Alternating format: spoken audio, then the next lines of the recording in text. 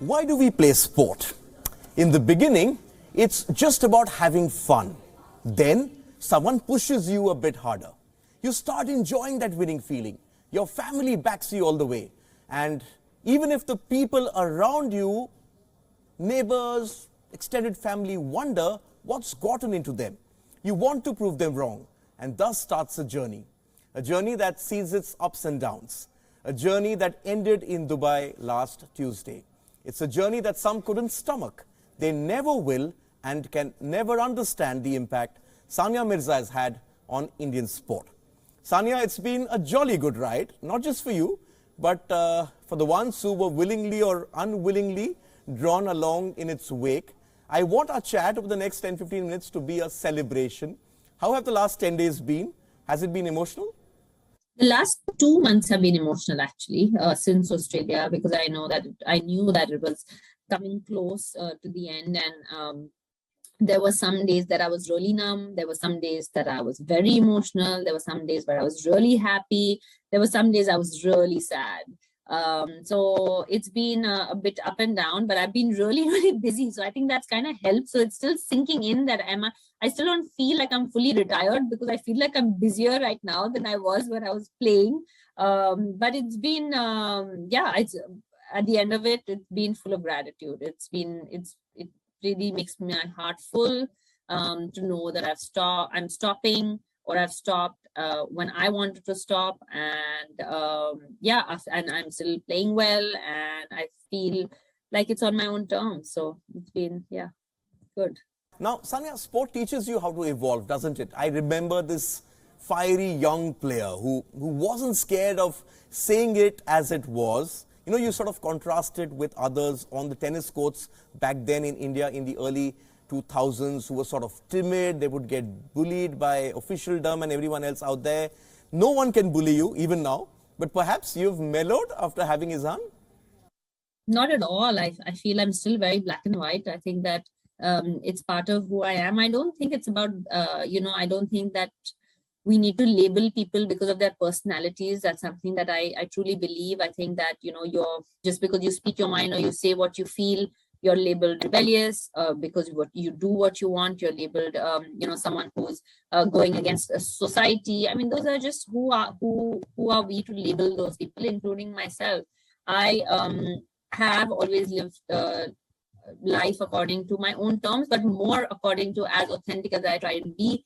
I want to be true to myself. When I answer a question, whether it's to you, whether it's to anybody, I want to try and give my real person out there. And that's what I guess happens when you grow up in the limelight. You can't really hide, right? You can't really fake it for 20 years. You have to be real. And I truly believe that it is a very important part of your personality to be real. And so for me, I don't think that I have mellowed down or anything of that sort. I am still the same person. I'm still the same personality. I speak what I feel is right, and I speak for the right. Maybe the only thing that's changed is the people like it better when a 36-year-old says it rather than an 18-year-old says it. Okay, but I've enjoyed our interactions over the years, and there have been many of them. But I'm just asking you this because I'm trying to steer this towards a particular direction, Sania. Now, looking back today, you spoke about, a 36-year-old saying it, but when did that kid evolve into that role model and the champion that you are? Honestly, I think it happened very quickly. I can't tell you the exact moment it happened, but I think that I needed to grow up really quickly. I was thrown into the spotlight after I won Junior Wimbledon when I was 16 years old. I was still I was still in school, just getting out of school, still discovering who I really was. And you still are discovering who you are till years later, right, in many ways. But as a teenager, you can only imagine how difficult it was to just kind of, you're almost so like bare in front of the entire world, and everybody has the right to ask you a question and you're supposed to answer it, and it could be anything, and it could be literally anything in the world. So I think I had to grow up really fast, and it happened. Sometimes I feel like it happened overnight. Sometimes I feel it happened over a few days. But I know it truly happened when I was 18, 19 years old. I was truly, aware of the fact that people are looking up to me or looking at me, not just as a tennis player. I think I was very aware of that. And I think that I was made very aware of that very fast. Thank God I had my family around me who kept me grounded, who kept me sane in that madness, because it's so important, because it's very, very easy to lose your way in that kind of situation where you're literally going from, it's going from 0 to 100 within minutes, whether you're in a press conference or whether you're on a match, on a court, outside the court. Like, it was literally like such a pendulum all the time of emotions. So we've had a lot of chats over the years. You know that I've been a student of Indian sport for a while, and I think, in my view, you can look at India's female sportspersons through three personalities. If you chart the journey, P.T. Usha, that period between 1982 to 1990, Karnam Malleshwari from 1994 to 2000, which culminated in that Olympic medal, and then you whacking that forehand at the Australian Open in 2005 against Serena Williams. Because, let's face it, this was tennis, it's a global game. And here was this fearless kid from India not giving a damn about the legend on the other side. That forehand, in my opinion, blew away the patriarchy, the mindsets that have sort of shackled young girls back then. And we're talking about, what, 2005, where sport today has evolved a lot. We're talking about at least 18, 19 years back.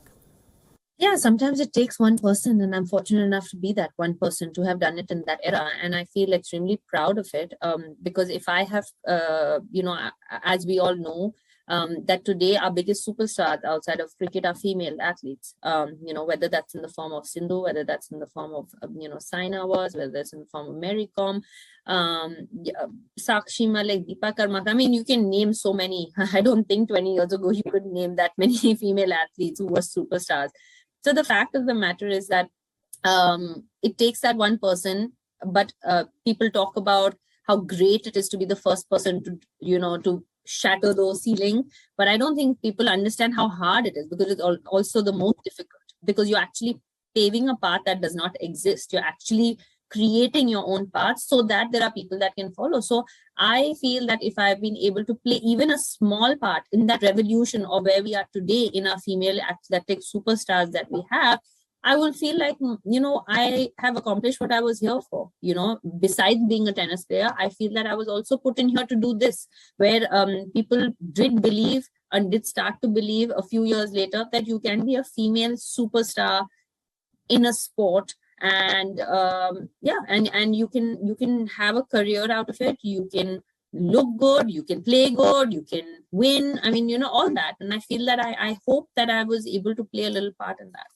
Okay, but I sort of knew I'll get that answer from you. But apart from that mentorship role coming up in the Women's Premier League, are you, apart from, wanting to give back to tennis, are you yearning to just sort of break free, live life like a normal mother, take his son to school, have some shopping at the mall, a late night party with friends once he's tucked in? Because you can't do all of this as an active sports person. That's a myth that we need to stop, that you can't have fun while you're an active sports person. You can always have fun. You can have limited fun, but you can always have fun. You can have a night out. You can have a donut here and there, and you can still be a great mom, and you can still do all those things. I think that for me, this mentorship means a lot of fun, something new. I love doing things that are challenging, that are new, but also helping these young girls kind of adapt to the spotlight that I've been in for the last 20 years. A lot of them have not seen that kind of spotlight in ever. So trying to help my experience and give them my experience of how it really feels to play under pressure has nothing to do with cricket, has only to do with the mental side of things. So I hope I can do that and help them, just get over things faster, to how to play under pressure. I mean, that's the same in every sport. Since it's a T20 assignment next, so I'm going to quickly throw some questions to you before I let you go. Quick fire T20 style. Best moment for you on a tennis court, Sania? Winning Wimbledon. Yes, 2015. 15, yeah. Yes. Worst feeling ever on a tennis court? Losing that medal at Rio. Those 2 days, actually. It was not one worst feeling. It was 2 days in a row. Yeah, I can relate to that. I was there with you, that trip, yes. One advice you've always followed? To actually enjoy the process, not just the actual winning and losing part of it, to enjoy the actual process. And finally, one advice you would want to give those wanting to be the next Sania Mirza? Do it for the right reasons. Don't do it to become the next Sania Mirza. Do it because you love the game.